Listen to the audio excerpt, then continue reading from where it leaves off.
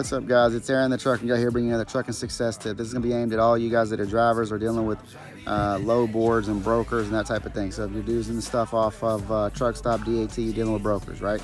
These brokers are always going to try to sneak something sneaky in the rate con. So make sure that you're reading these rate cons, guys, because I've had rate cons come over and they have some stupid thing. If you're 5 hours late, you're not getting paid. If you're, every hour that you're late, you're deducting $250 per hour, things like that. Well, if the load only pays $1,000 and something happens, there's a delay or traffic or anything like that, anything at all that throws you off, and it's not even a time sensitive load anyway, or a partial or something ridiculous, you can't have that sort of language in a rate confirmation. They say, oh, it's just generic, we put them in all of them. Well, no, you can't put them in all of them, because I'm not going to take a chance on some partial thing that you say is good till Friday. I'm picking it up on Monday, and you're saying that it's going to screw me out the entire cost of the load at $1,000.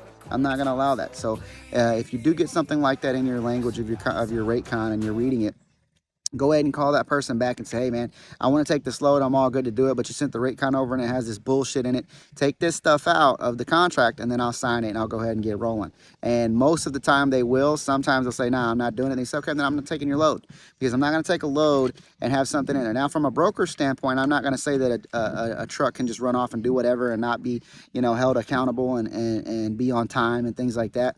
But it's trucking. There's a lot of moving pieces, guys. Things happen, okay? And when things do happen, breakdowns or accidents or, traffic that holds you up or some major thing that's going to, delay you 2 hours or 3 hours or 5 hours or whatever.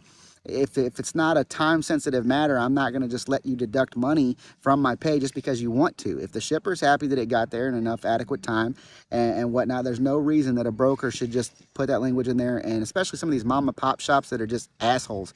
They have one little broker and they do one load a week and they think they're going to screw you out of the load. So just watch out for that stuff. Make sure it's not in your rate cons. If it is, you can still take the load, but just negotiate that stuff out. Call them back and say, I'll sign this as soon as you remove that language, and send it back over and refresh it. I've done that many a times throughout my career.